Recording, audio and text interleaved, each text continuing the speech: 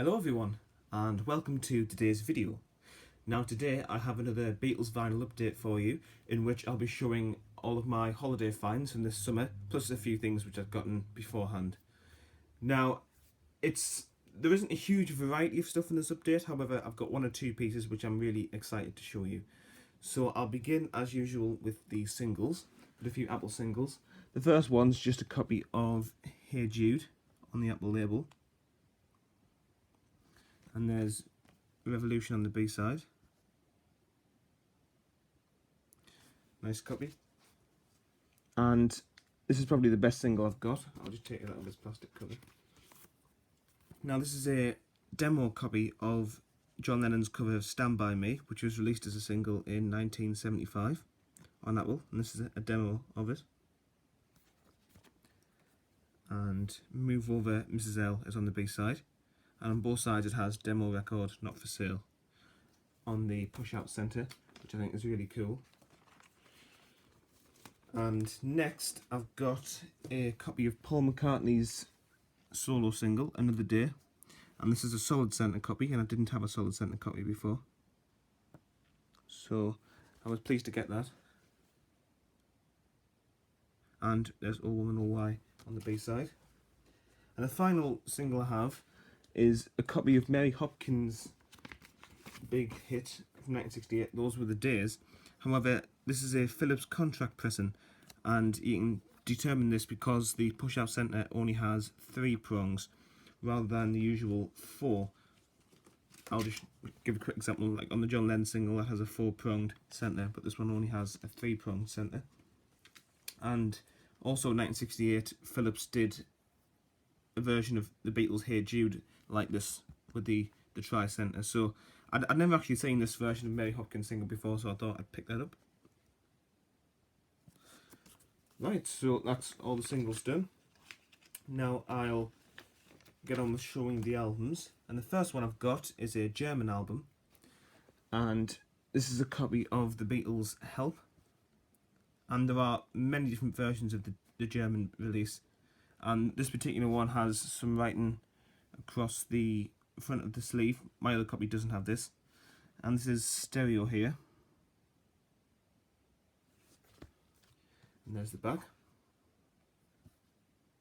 The German albums usually sound very nice. And I really like the Odeon labels that you get. I'll just quickly show you the advertising cover while I'm here. So you can see the Odeon label, which we'll take a closer look at in a moment. And there's the advertising sleeve. So now we'll have a look at the record. So here's side 1 on the white, red and gold Odeon label. I think it's a very nice label indeed, this. And there is side 2.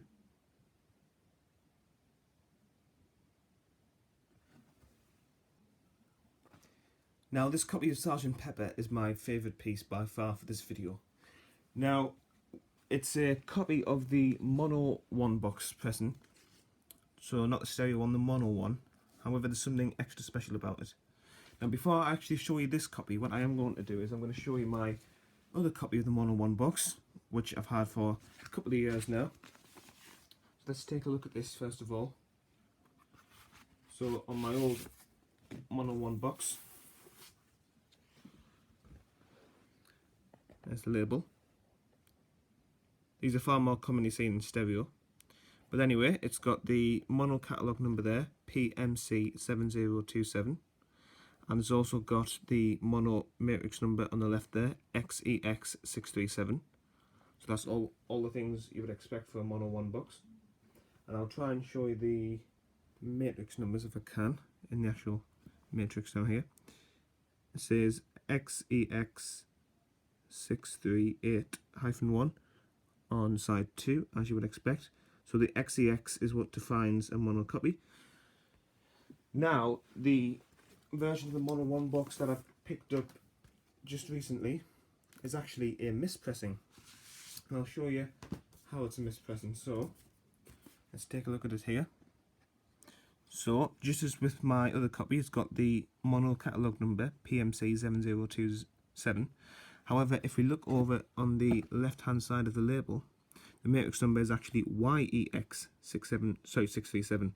So YEX is the stereo matrix number, whereas it's supposed to be mono. But that's not the most interesting thing. The most interesting part of this mispressing is that if we look at the matrix numbers in the actual record grooves, I'll try and let you see that it's got there YEX638-1. So on both sides it's got stereo matrix numbers both on the label and in the actual matrix. Now the thing is, this is actually a stereo record. It plays stereo. However, it's got a mono label. Although that mono label, although having the mono catalogue number on the right hand side, has the stereo matrix number on the left hand side. So it's a really weird mispressing, and I've been looking for this for quite a while actually, so I was very surprised but pleased to find this weird mispressing. However, there's more, and that is something which I found in the sleeve of the Mono 1 box that I picked up recently. Now I didn't actually notice this until I left the shop, and I was very excited when I did find it. Inside the sleeve is an original Apple advertising poster, which it's very difficult to find these posters. There's plenty of reproductions on eBay, but it's difficult to find an original. But anyway, this record was released in 1969 to 1970, and therefore it's entirely plausible that it could have come with one of these, as that's when this poster was released. It's often found with Let It Be box sets, actually, although none of mine have it. But anyway, it advertises both Beatles and Beatles solo albums, as well as ones by other artists on Apple, such as James Taylor and Mary Hopkin. And I'll just show you the other side, where there's a bit more. So it's got like Wedding Elm, Live Peace in Toronto, and other things on there. Yeah, so I was really pleased to get this poster, and it's in very, very nice condition indeed. So that was a nice little bonus. Alright, so now I've got some Canadian albums to show, and the first one I have is a copy of Beatlemania with the Beatles. Now this album is literally just the UK with the Beatles, except it's got a slightly different album cover and title, and obviously it's not on the Parlophone label, but it's the same tracks. And there's the back.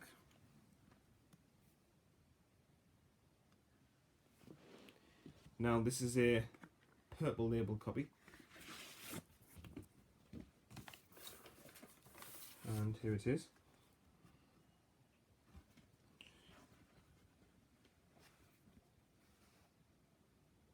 And again, the purple labels of both the Canadian and the US albums always sound very nice.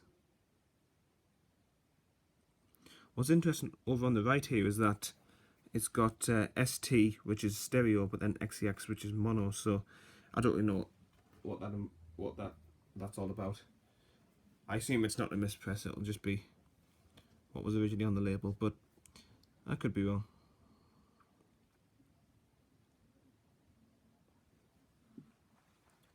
And now I've got two copies of Long Tall Sally, which is basically the Canadian version of the Beatles' second album, which was an American album. As you can see, it's kept the same front cover more or less, just got different tracks and a different title. So here we have the Beatles' Long Tall Sally.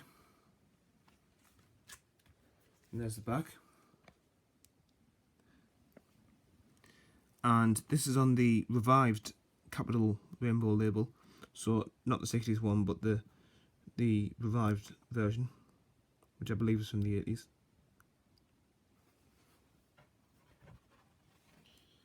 Let's see this side. And some of these tracks are in mono and some are in stereo, which is unusual. Now the second copy of this album that I have to show is actually an orange label pressing, so it's actually slightly earlier than the one I've just shown. So here's the 70s orange label.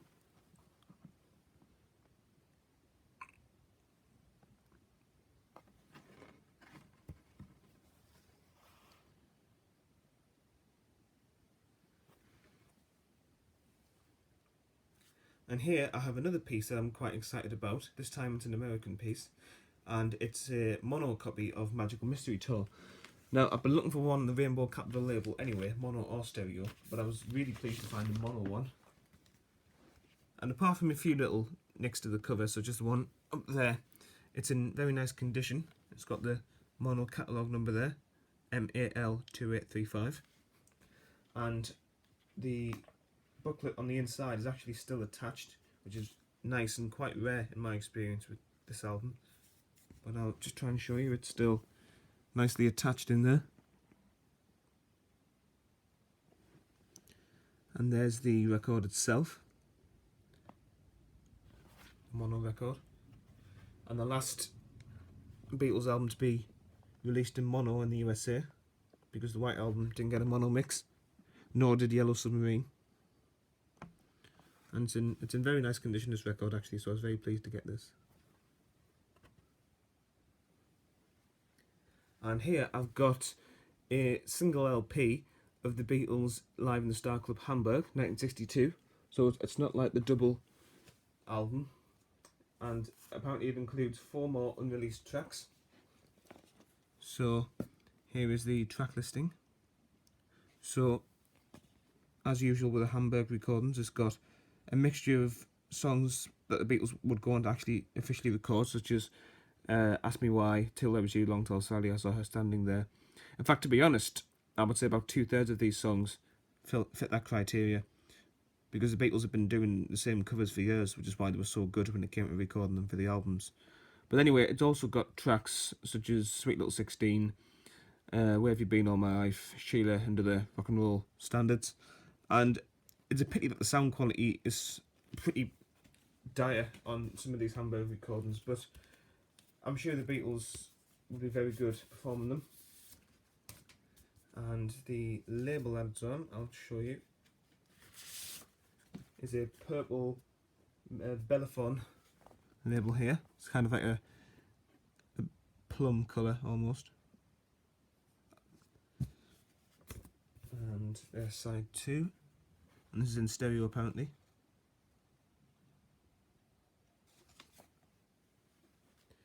And now we've reached that point in every one of my Beatles vinyl updates where I've got the White Albums to show. And I think as a general rule of thumb, I do tend to leave these until the end of the Beatles vinyl update in case people aren't particularly interested in them. Anyway, I've got several White Albums to show, some UK and even an American one. So I'll begin with the UK ones.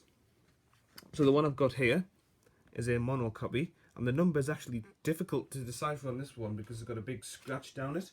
However, I believe I eventually decided it was number 46,463, or it could be 48,000. To be honest, it's very difficult to tell. I've even looked under with a magnifying glass and I can't be sure. But anyway, there it is. Not in brilliant condition, but it's okay. However, it doesn't have any of the inserts or even the black inner sleeves.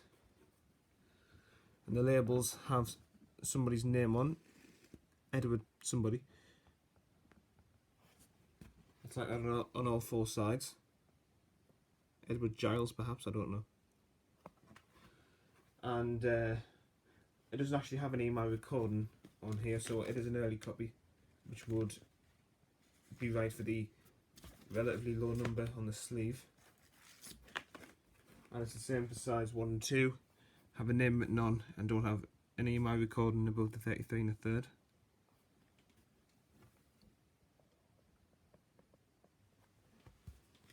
So that's one copy.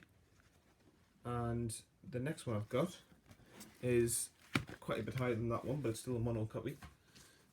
And it's number 186,721. There we go. And this one has quite a bit inside it actually.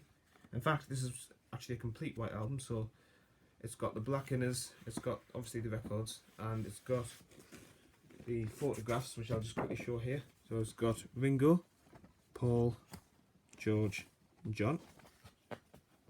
It's also got a poster on the other side. However, the poster's in a couple of bits, I think. As you can see, someone's attempted to tape it up in the past. So the poster's not great, but the photographs are very nice. And I'll just show one of the records. And this is also a nice early copy. But I've selected this particular record out of the two because it's got something very, very special about it. Well, I say special, it's more obscure than special, but I'll show you it anyway. So here we have one label from this record, side 2. However, if we turn it over to the other side, it's got another side 2 label on it. Let's just have a look at that again. Side 2, side 2. So this record's actually been given 2 side 2 labels, even though obviously it hasn't been pressed with the same songs on both sides. However, it's erroneously been given 2 side 2 labels. And the previous owner has marked which one is actually side 1 with a little bit of blue pen. So this is side 1 here, even though it's got a side 2 label on. And I just thought that was really unusual, but really cool at the same time, as I've never seen that before. And I just thought it was an interesting curio. And the next one here is a stereo copy with a much later number than the 2 I've shown so far. And that is number 417,726. And this one includes the black inners, but nothing more. I'll just show you one of the records. This is actually an early stereo issue, however it's not in very good condition, as you may be able to guess from the label damage to side 3 here. Well, there's obviously been some label and someone's ripped it off in the past, which is a shame. It's also got a name written on side 4, which isn't much better. But it's stereo, but hasn't got any my recording on though, so it is very early. So some white albums have stood the test of time a lot better than others, as you can see. But they all display the history at the end of the day. And the next one is also in the 400,000s, and therefore a stereo copy. Number 478,546. And this one has nothing in terms of inserts, and doesn't have the black inners either. And this is a very battered stereo copy. And this one does have an EMI recording above the 33 1/3. And it's got a name on the side 4 there as well. I picked this one up just yesterday, funnily enough, from a local shop. Even though they're battered, I still like to pick them up just because of the numbered sleeves, really. That's my favourite part of the White Album. Next one is number 506,494.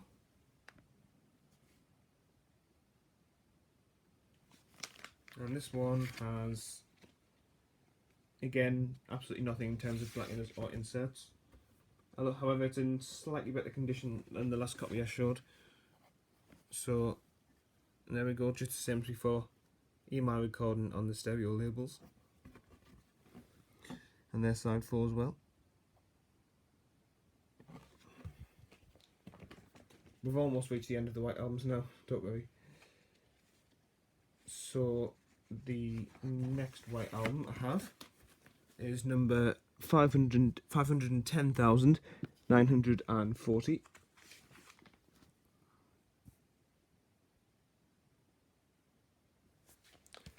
And this one has also no inserts or black in the sleeves. However, the actual vinyl looks pretty nice on this copy, so that's something. And this actually has mono records inside, even though the cover's stereo.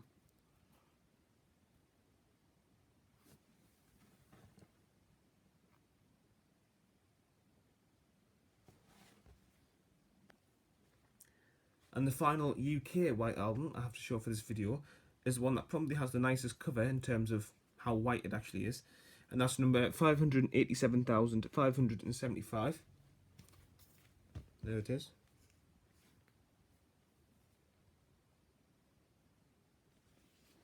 And this one's actually just a sleeve. There's no records inside it. Just a sleeve. But it's a nice sleeve anyway. And here I've got an American White Album, and this one was very kindly donated to me by my friend Mickey Dressler, so on the off chance you're watching this, Mickey, thank you. And anyway, here it is. So unlike the UK one, this one has a cardboard sleeve, and this is a version with the dot before the number. So as you can see, it's got a big dot there, which doesn't feature on the UK presses. And this is number 1,344,765. It's always interesting for me to see American White Albums where like the numbers in the millions, because obviously in the UK the numbering process stopped at about 630,000. So it's interesting. And what I like about this is that it comes with all of the inserts. So I'll just quickly show you those. So we have the photographs here, all 4 of them. There's Paul McCartney there, and there's George Harrison, and it also comes with this really nice spacer here.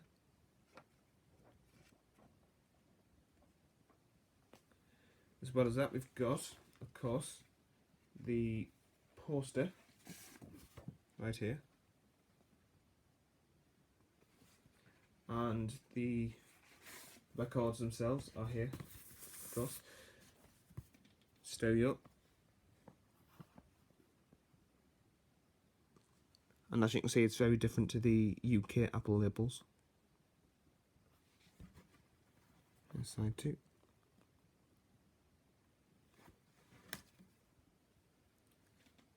Alright, so that's the end of this Beatles final update, and depending on how much I get at the Liverpool Beatles Fest next Saturday, I might do another Beatles vinyl update shortly. However, as I say, it depends what I can find there. So anyway, thank you so much for watching this video, and I hope to see you all next time.